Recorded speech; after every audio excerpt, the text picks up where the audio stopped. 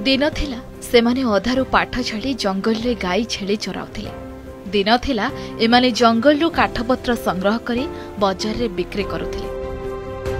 दिन थिला एमाने एठी सेठी मूल लागुथिले। दिने विद्यालय ना सुनिला माने आदिवासी छात्र छात्री माने जंगल रे लुचि रहुथिले। हेले आजी समय बदली जायछि। सेमाने पुणी शिक्षा को आपणे नेछन्ति। चलित मैट्रिक परीक्षा रे भल नंबर रखी कृतकार्य होइछन्ति 40 जन छात्र छात्री। अधारू पाठ छाड़ी छात्र छात्री को एस्पायर नामक एक संस्था एकाठी करी शिक्षा सहित जोड़ीला। फल आज जंगल मध्य रहुथिबा 40 रु अधिक छात्र छात्री आदर्श विद्यालय और अन्य विद्यालय रे पाठ पढ़ी 57% रु अधिक नंबर रखी अंचल रे चर्चार विषय पलटिछन्ति। कृतकार्य होइथिबा आदिवासी छात्र छात्री और अभिभावक मानक सहित अधिक आलोचना करिसेंति आम कोइडा प्रतिनिधि सुनील कुमार पंडा। दिन थिला एमाने जंगल मध्य को जाई काठपत्र संग्रह करुथिले। आउ एमिति मध्य दिन थिला सेमाने जंगल को जाई गाई छेली चराउथिले। किंतु आज समय बदलिछि। सेही छात्र छात्री माने जो माने अधारू पाठ छाड़ीथिले सेमाने आज मैट्रिक रे किए 50% किए 57% रे सेमाने पास करिसंती। एबे कॉलेज जिबे एक नुआ जीवन आरंभ करिवे। आदिवासी अधुषित अंचल रे प्राय देखिबे जदि 70% छात्र छात्री माने अधारू पाठ छाड़ी चांदी। किंतु एमाने पाठ छाड़िबा परे मध्य एमानकर सेही पाठ पढ़ारू आउ निर्भूत होई नांती। एमानक पई आशार आलोक साजिथिले एस्पायर बोली एक संस्था जहाँ एमाने को संग्रह करी एमानकु पाठ पढ़िया पई आग्रह प्रकाश करैथिले। एमाने रहिचंती एमानक सहित आथिक आलोचना करिबा जो छात्र छात्री माने अधारू पाठ छाड़ीथिले। आपण अधारू पाठ छाड़ी कोन करूथिले?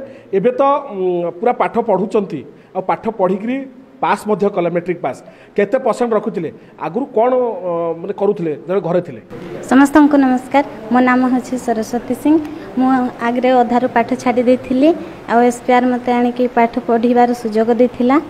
आ मु एबे 10th क्लास एग्जाम देकी 50% रे पास होछि एवं आगो को आउ पढ़िबी एवं नर्स सेवा को चाहछि भविष्यत रे। सुनथले ताकर स्वप्न अछि से आगो को पाठ पढ़ी नर्स हेबे एवं रोगींकर सेवा करिवे। जाहु आउ जण मध्ये छात्री रहिचंती आशा कोन थिला तो आगुरु तले पाठ छाड़ी देथिले पाठ पुणी थरे पढ़िले मैट्रिक रे 57% आपण रखिचंती एवं पास मध्य करिचंती। केते खुशी अछंती? बहुत खुशी अछि। आगरे बापा माँ भी चाहू नथिले पाठ पढ़ी बोली परे सार माने जाई कि मते आनिले आउ एसपीआर विषय रे बुझेले माँ बापा को। तापरे माँ बापा बुझी कि नहीं जाओ कहले सार माने मते आरबीसी को आनतिले। तापरे ओ आ टू एबीसीडी टू सिकी कि गणुआ स्कूल रे पढ़िली। तारपरे एंट्रांस कुसुमडी ओडिशा आदर्श विद्यालय रे एंट्रांस देतिली। सेठी पास है कि कुसुमडी आरबीसी रे रही कि आसवा जीवा पढ़िली 5 वर्ष। तापरे एई वर्ष 10 क्लास पास करछि 57% रखिछि। आगो को स्वप्न कोन अछि? कोन करिवे? टीचर हेबा को चाहछि पाठ पढ़ी कि शिक्षक एवं शिक्षयत्री हवा को तांकर इच्छा अछि एवं शिक्षादान करिया पय तांकर इच्छा अछि। जने माँ अछंती ए जो आपनको छात्र जो रहिचंती जो छुआ माने रहिचंती पाठ तो अधारू छाड़ी देथिले पाठ छाड़ी के से माने घरे करूथिले कोन? काम करूथिले पिला माने पाठ पढ़िनो काम करूथिले। आ एबे पाठ पढ़ी कि पिला माने 10 क्लास एग्जाम दे कि पास करचंती। पिला मानक पई पास कले बहुत खुशी। पिला मानक पई हमें बहुत खुशी अछु। 10 क्लास पास करके पिला माने माँ मान को बहुत खुशी देचंती। आउ एबे भी चाहूचु आगो को पढ़ंतु आहुरी पिला माने ना रखंतु।